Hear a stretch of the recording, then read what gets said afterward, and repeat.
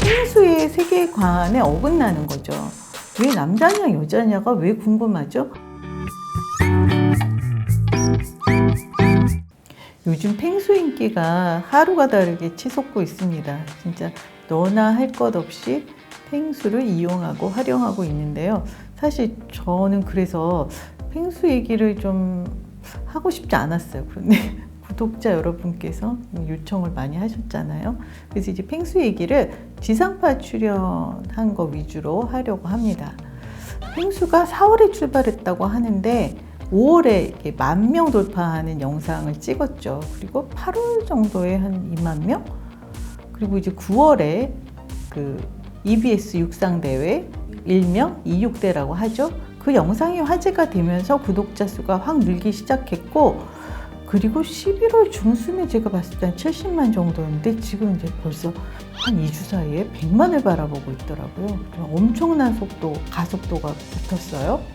아무래도 이제 지상파 출연 계기로 구독자 수가 늘고 있는 것 같습니다. 근데 저는 26대 영상보다 제가 흥미롭게 생각했던 거는 24번째 에피소드예요. 그 당시에 펭수가 그 박재영 매니저, 실은 조연출이죠. 내기를 했어요. 이제 10,000명 구독자 달성을 두고 내기를 했다가 10,000명이 달성되는 바람에 그 매니저가 이제 내기 조건을 건 것이 삭발이었거든요. 근데 이제 매니저가 삭발을 할 리 없잖아요. 그래서 이제 법정 싸움까지 간 거예요. 그래서 이제 EBS니까 그 법정을 이제 재연해 본 거죠. 변호인단, 뭐 이제 피고, 원고 이런 것도 이제 설명으로 다 나오더라고요. 그리고 판사들이 이제 어린이들이었어요. 법정 싸움을 벌였는데 저는 거기서 그 어린이 판사의 판결문이 너무 재치가 있었어요. 이 약속을 어긴 것은 잘못이지만 삭발을 감행하면 매니저가 회사를 떠날 수도 있으니까 프로그램에 미친 해가 더 크다. 그러니까 삭발을 무효로 한다. 그런데 이제 또 약속을 어길 시에는 이제 삭발을 계속하게 한다. 이제 이런 판결문이었어요. 그래서 어린 EBS 닿으면서도 거기 이제 제작진들이 다 출연을 총출동을 하잖아요. 그 정말 재치가 돋보인다라고 이제 제 머리에 딱 각인이 됐었는데 10월 한 말 20일경쯤에 막 SNS에 특히 뭐 MBC 여성시대 이런 데 이제 나오면서 그 로비에서 막 찍은 사진들이 막 올라오더라고요. 근데 방송국 로비는 사실 흔히 연예인들이 다니기 때문에 그 방송국 로비에서 그 난리가 나지는 않아요. 연예인 보겠다고 사진 찍겠다고. 그런데 이제 펭수가 나오니까 그 MBC 로비가 많이 난리가 났더라고요. 그런데 이제 사진들이 SNS로 올라와서 펭수가 이제 지상파에까지 나오는구나 이러고 봤었죠. 펭수가 여성시대에 나왔을 때 흔히 자주 하잖아요. 그 요들송을 부른 다음에 서경석 씨가 그러면 뭐 발표하지 않은 다른 노래 있으면 하나 해보라고 해요. 그랬더니 공무원 시험 합격은 뭐뭐뭐 이 노래를 부르는 거예요. 너무 재치 있잖아요. 그 순간적인 상황인 건데. 그러니까 펭수가 정말 두뇌 회전이 빠른 거죠. 서경석 씨하고 양희은 씨도 진짜 감탄을 했어요. 근데 서경석 씨는 준비를 딱 해왔더라고요. 팽석이라는 캐릭터를 만들어 가지고 와가지고 그 MBC 그 2011년 12월에 방송됐던 남극의 눈물 방송 PD 김진만 PD가 그 오랜 기간 거기 갇혀 지내다가 녹화를 끝내고 돌아올 때 자기를 데려왔다. 그런데 이제 그때 어린 펭수와 이별을 했다, 작별을 했다 이런 설정을 해왔더라고요.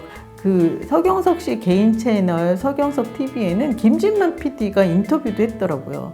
그러면서 너 그때 노래 놓고 왔는데 막 이런 말 하면서 다음에 이제 내레이션에 남극의 눈물 2가 진행이 되면 꼭 참여해달라 막 이런 말도 하고 그러니까 펭수를 진짜 펭수를 받아들이는 거예요. 이 서경석 씨랑 김진만 PD는 그런 부분이 너무 재밌었어요. 그리고 마이 리틀 텔레비전 2 도티방에 이제 펭수가 초대됐는데 일단 남극의 눈물을 만든 MBC니까 남극 장면, 펭귄 장면은 진짜 마음껏 영상을 쓰더라고요. 자기네 제작한 거니까.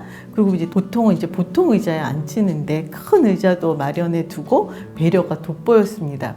그간 그 마이리틀 텔레비전이 시즌 1하고 달리 부진했었습니다. 시청자와 소통과 교감하는 프로그램이잖아요.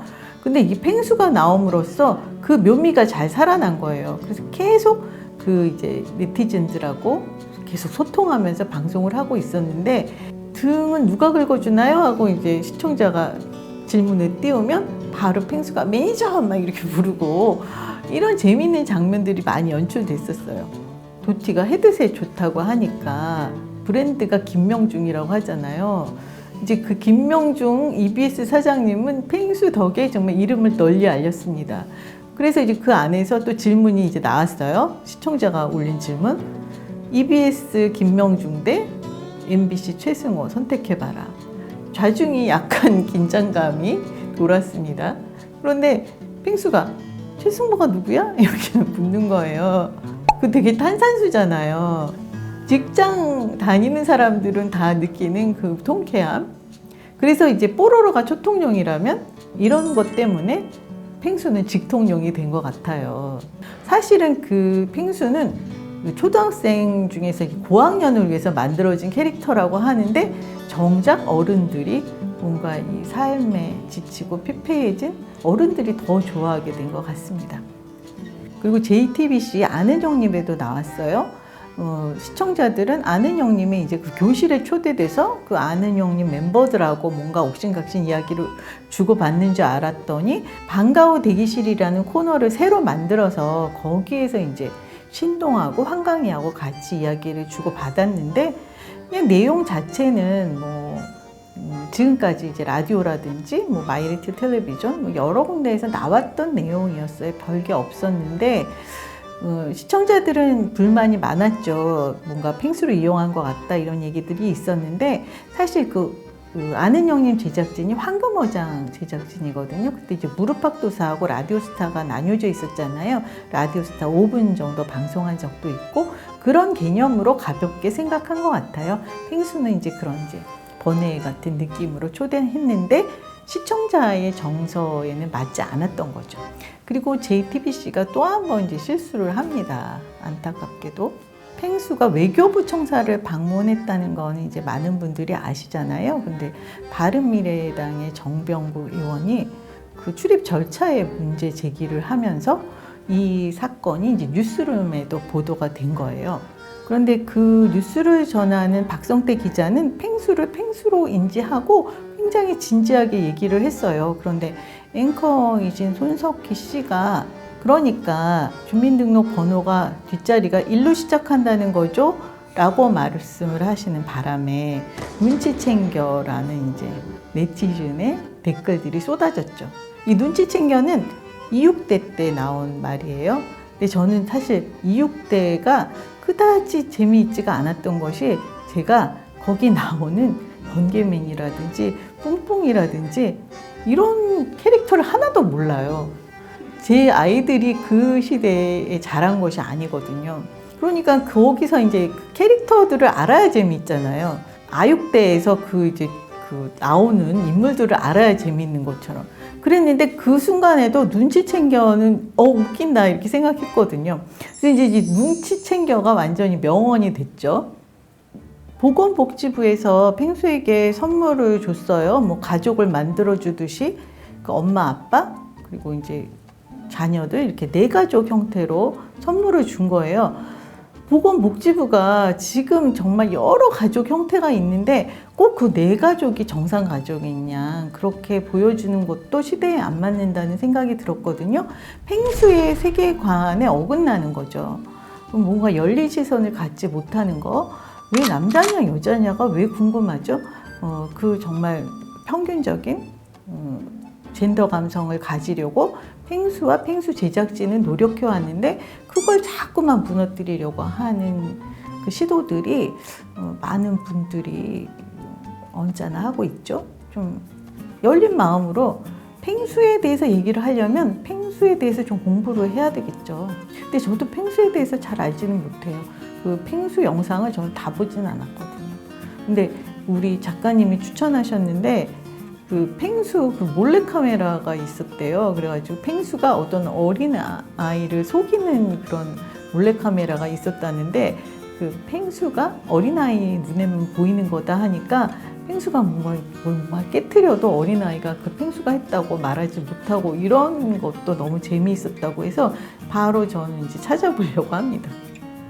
많은 그 개그맨들이 왜 지상파 방송 그 소재 제한 때문에 자신들이 웃기지를 못한다고 불만을 토로하잖아요. 그런데 펭수는 기본을 지키고 있잖아요. 항상 존댓말 쓰고 그 제작진들이 펭수에게 반말하는 적이 없습니다. 펭수 뭐 왜 그러셨어요? 이렇게 물어보잖아요. 어린 10살인데도 동등하게 대해주고 동물이라고 무시하는 것도 없습니다. 하대하는 것도 없고 무슨 제약 같은 게 있을 리가 없죠. 그리고 수시로 펭수가 뭐 쓰러질 때나 그 지구 온난화에 대해서 강조한다든가 그 EBS가 가져야 할 그 기본을 잃지 않으면서도 너무 재밌고 사랑스럽고 기쁨을 주고 이러는데 그 보통 개그맨들은 왜 소재 제약 때문에 못 웃긴다고 맨날 그렇게 탓을 하냐는 거죠.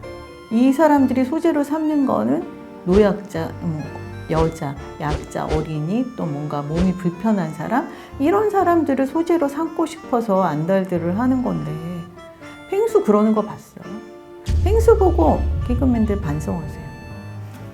저는 그 예능 보고 강식당에서 강호동 씨 만나서 어떤 분이 정말 삶의 희망을 얻었다면서 막 눈물 흘리니까 강호동 씨도 울었잖아요. 근데 팬미팅 현장에서 어떤 분이 또 펭수를 보고 뭔가 사연이 있었을 것 같아요. 그래서 막 눈물을 쏟는 걸 보고 아, 펭수도 사실은 울고 있지 않았을까 그런 생각이 들었어요.